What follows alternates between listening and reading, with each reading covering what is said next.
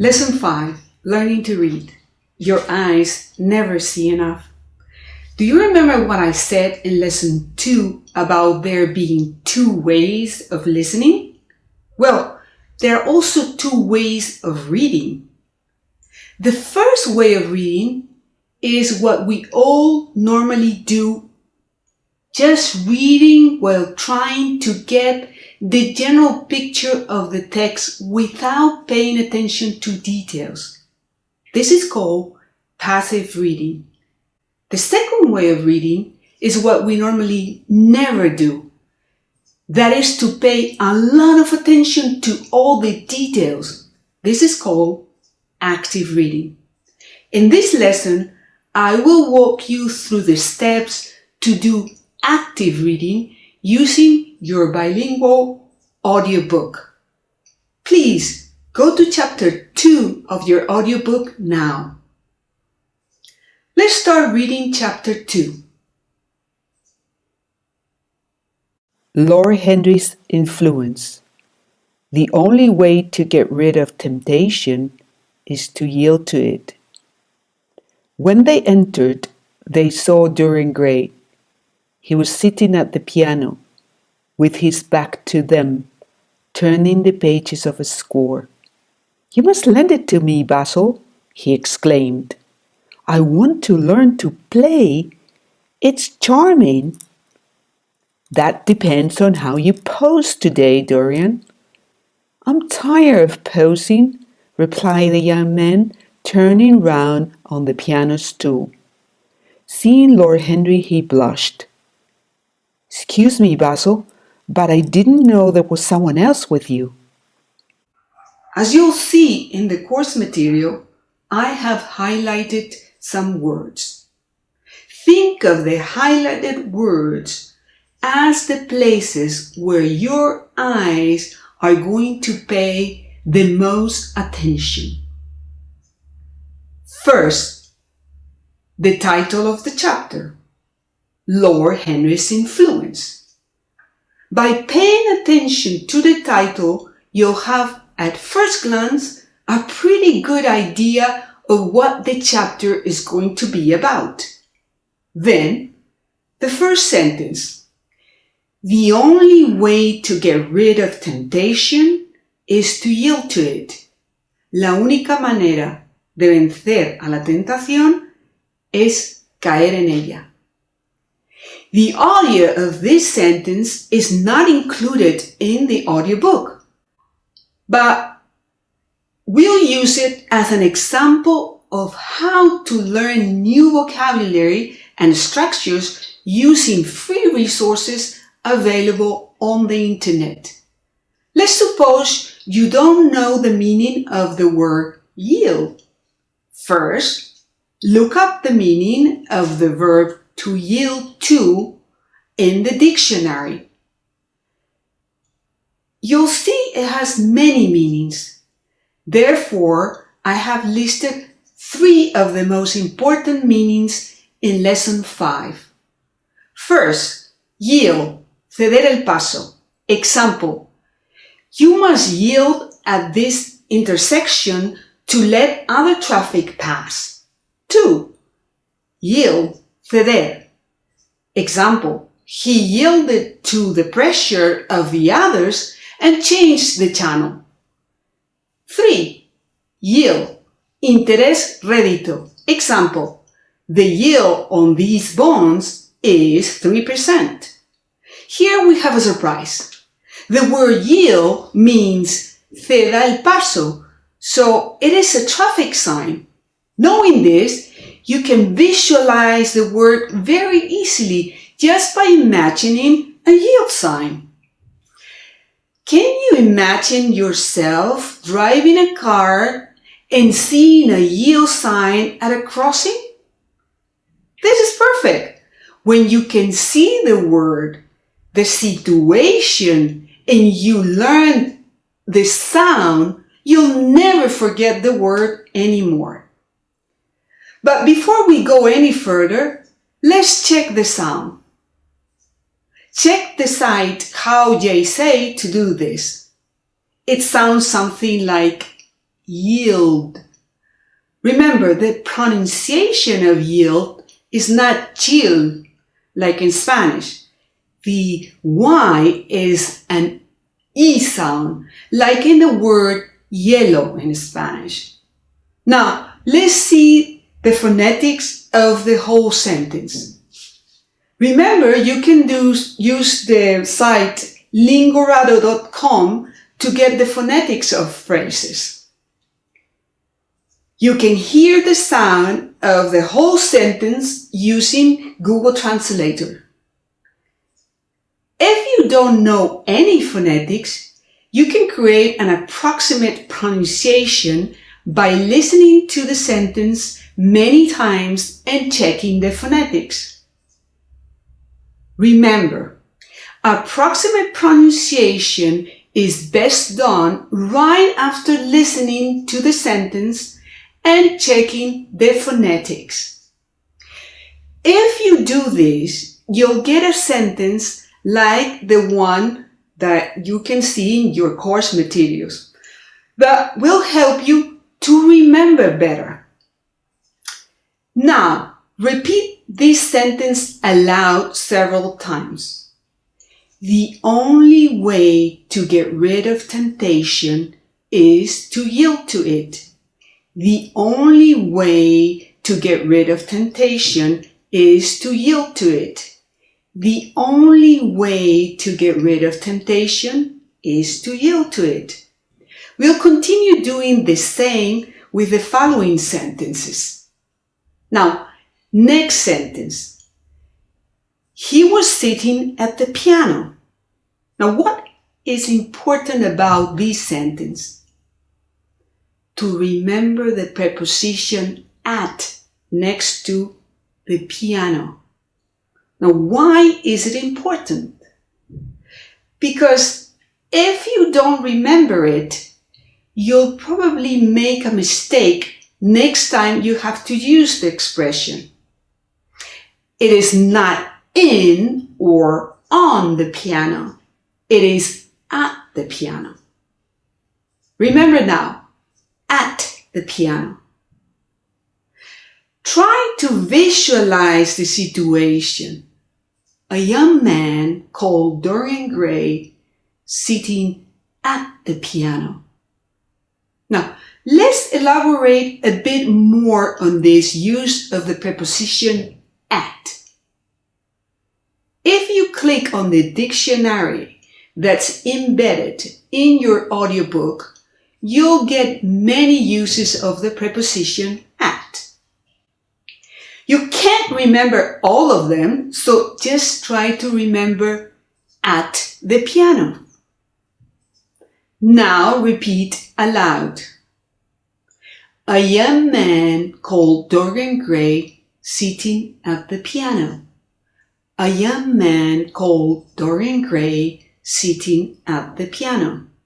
A young man called Dorian Gray sitting at the piano. Next sentence. With his back to them, turning the pages of a score. Can you continue to visualize the situation described in the book? We can see Dorian Gray sitting at the piano with his back facing the people that have just entered the room, turning the pages of a score. You probably don't know the meaning of the word score in this sentence. As the word yield, score has many meanings. We know that the meaning of the word score in this sentence is partitura, not only because of the context, but also because we can read the translation in the audiobook.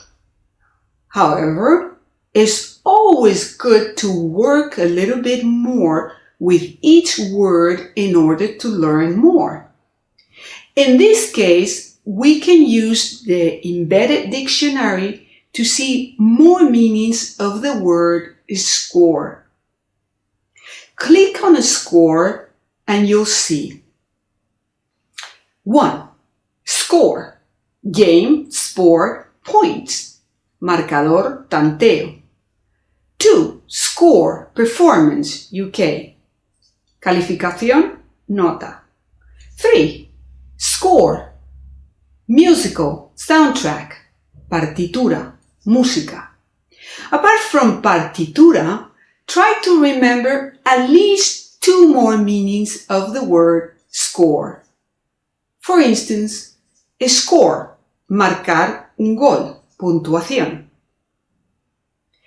You can use the site sentence.yourdictionary.com to get sample sentences.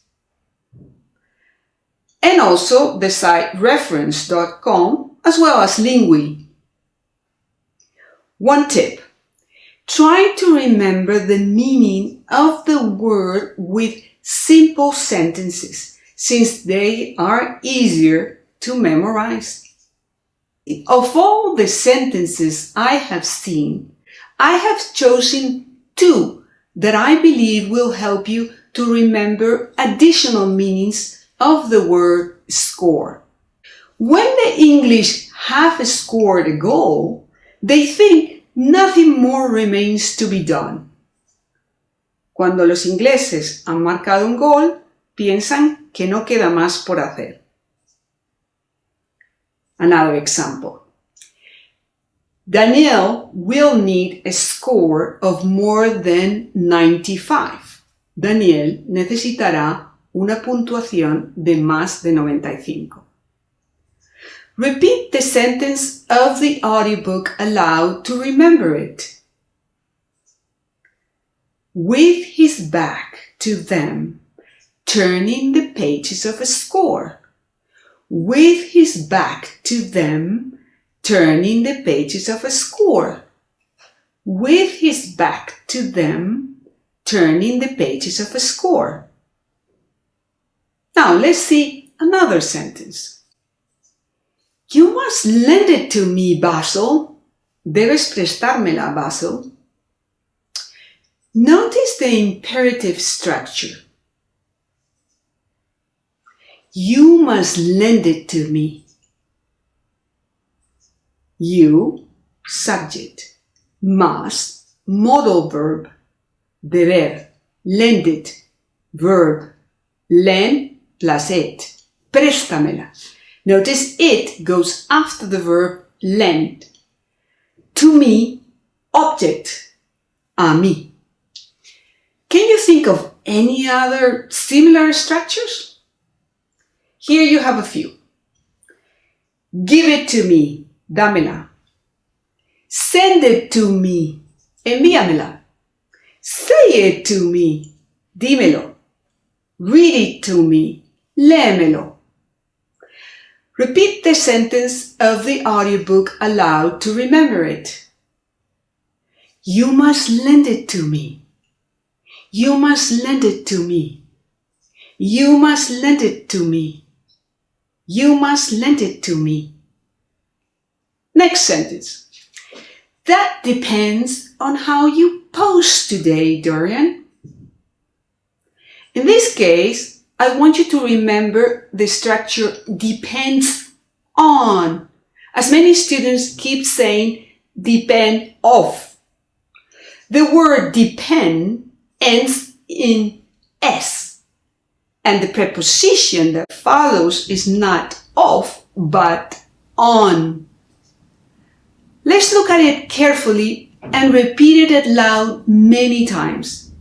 That depends on how you post today, Dorian. Eso depende de cómo poses hoy, Dorian. That depends on how you post today. That depends on how you post today. Do you remember now that it is depends on? I really hope so. Next sentence. I'm tired of posing. Estoy cansado de posar. Pay attention.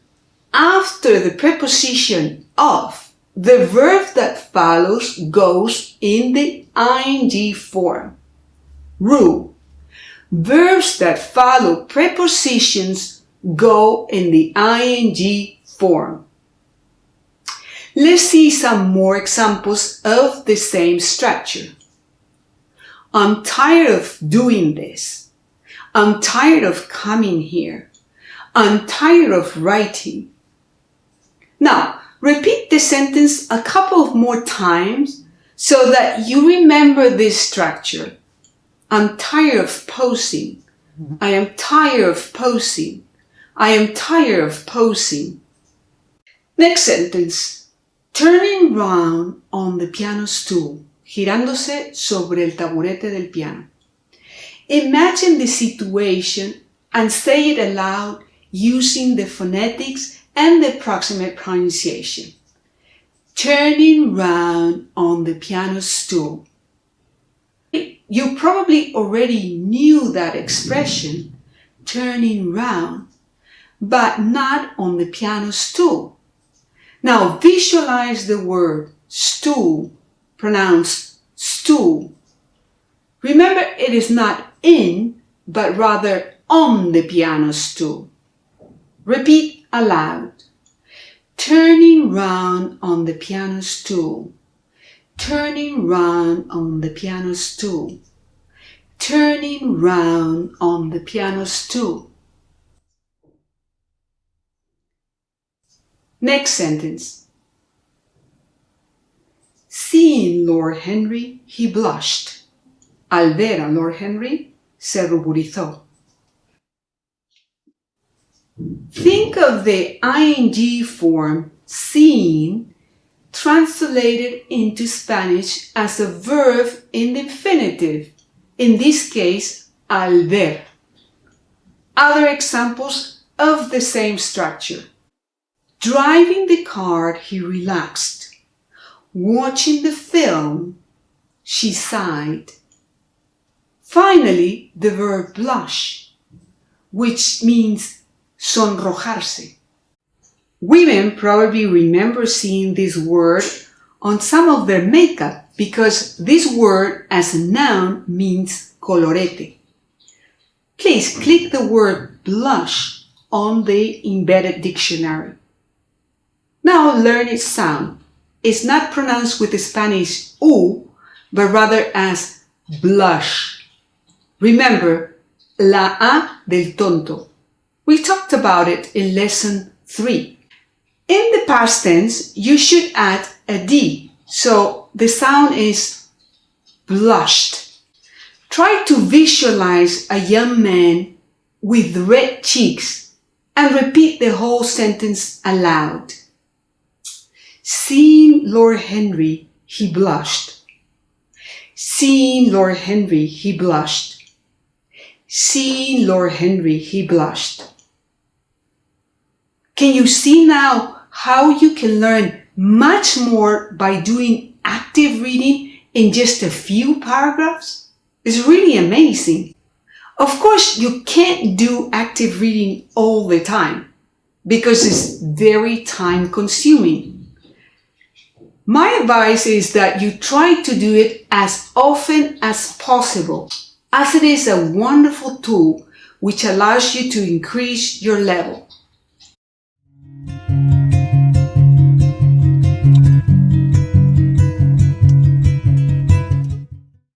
To sum up, active reading is paying a lot of attention to all the details when you read. When doing active reading, 1. Look up the new words in the dictionary. 2. Look up the phonetics of the new words. 3. Try to write the approximate pronunciation combining phonetics with audio. 4. Try to remember the meaning and sounds of the new words, always in sentences. 5. Study the new structures which you are unfamiliar with, and structures that you know you say incorrectly. Example, it depends on. 6. Use the audio, phonetics, and approximate pronunciation to help you to repeat sentences aloud. You cannot always do active reading, but do it as often as you can to increase your level.